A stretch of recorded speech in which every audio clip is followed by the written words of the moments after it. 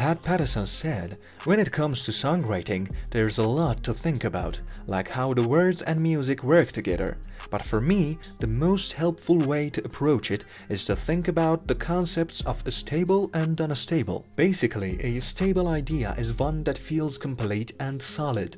For example, saying, 'Wow, I'm so glad to see you here,' is a stable idea because it's a complete thought. On the other hand, an unstable idea is one that feels like something's missing. So saying, 'I'm really glad to see you here,' but leaves the listener hanging and creates an unstable feeling. You can also think of stable and unstable ideas like wax on and wax off, if that helps. The question you should ask yourself when writing a section of a song is this section stable or unstable? Once you know the answer, you can use the music and lyrics to support that feeling.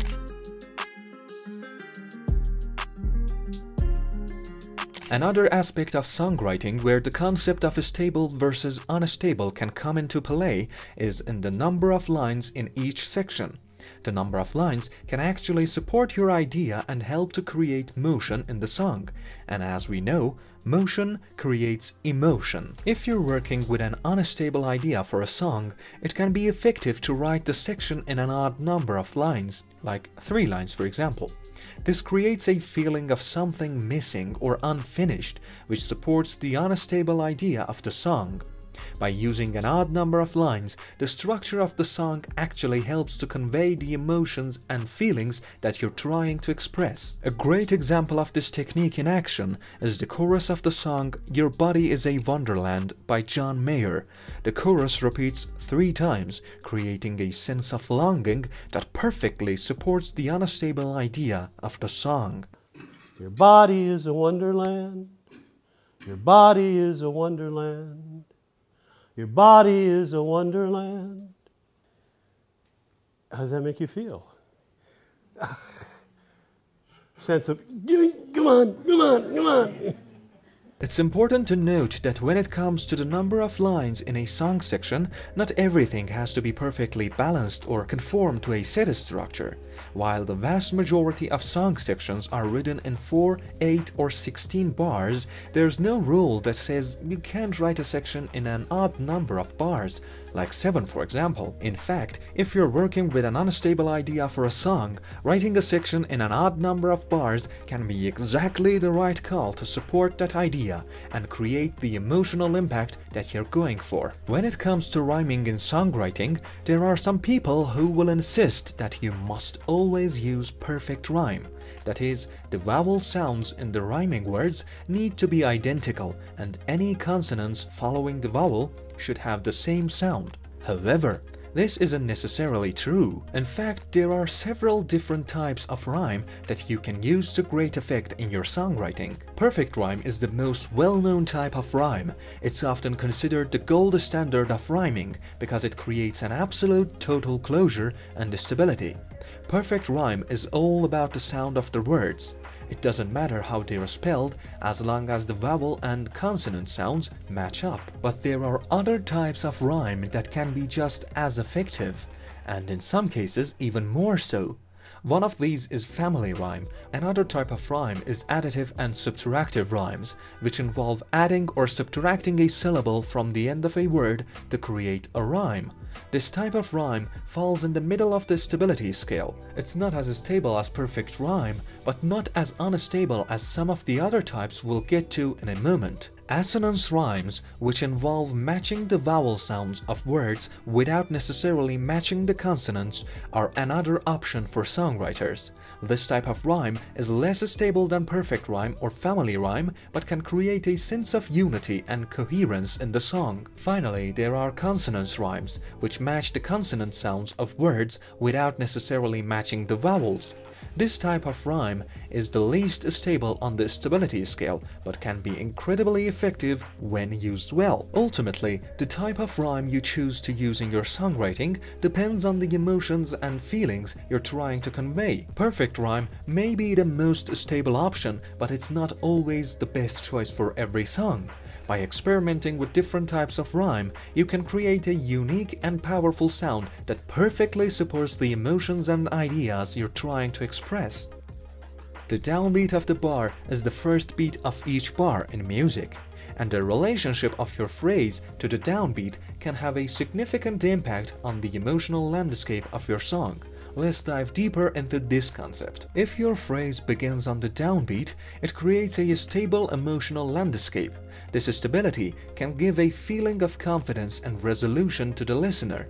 On the other hand, if your phrase starts after the downbeat, it creates an unstable emotional landscape. This instability can evoke a feeling of anticipation or even tension. There are 4 possible emotional landscapes that can be created based on the relationship of the phrase to the downbeat of the bar. The first is a stable and resolved emotional landscape, which occurs when the phrase starts on the downbeat. This can give a sense of finality to the listener, like the end of a musical phrase. The second emotional landscape is stable but not resolved. This occurs when the phrase starts before the downbeat but ends on the downbeat. This can give a feeling of anticipation or a sense of build-up as the listener is waiting for the resolution on the downbeat. The third emotional landscape is unstable but not resolved. This occurs when the phrase starts after the downbeat and ends before the next downbeat. This can create a feeling of tension or suspense as the listener is waiting for the next phrase to resolve the unstable feeling. Finally, the fourth emotional landscape is unstable and resolved. This occurs when the phrase starts after the downbeat and ends on the downbeat. This can give a sense of release or resolution to the listener, but with a feeling of instability or tension leading up to it. Understanding the relationship of the phrase to the downbeat of the bar can help you create the emotional landscape you want to convey in your song. By intentionally playing with stable and unstable phrases, you can create a sense of tension, anticipation, or resolution that connects with your audience on a deeper emotional level. In simpler terms, when we talk about the relationship of a phrase to the downbeat of a bar, we're talking about how strong or weak certain beats are in the music. In a 4/4 time signature, which means there are 4 quarter notes in a bar, the first beat is always the strongest or the downbeat.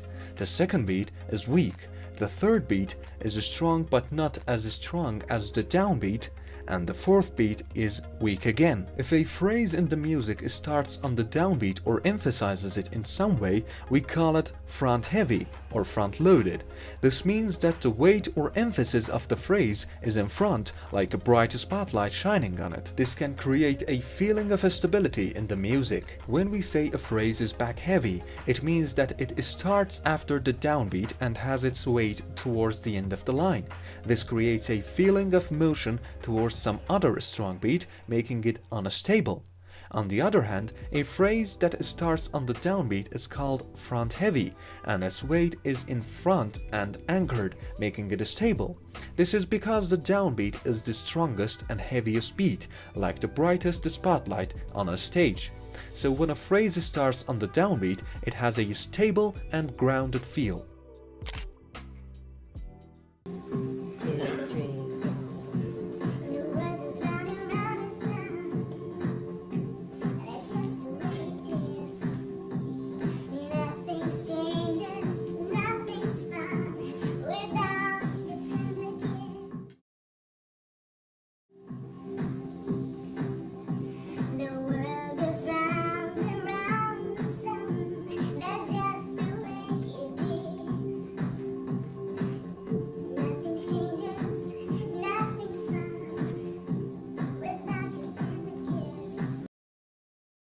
In conclusion, understanding the concepts of stable versus unstable in songwriting can greatly enhance the emotional impact of your music.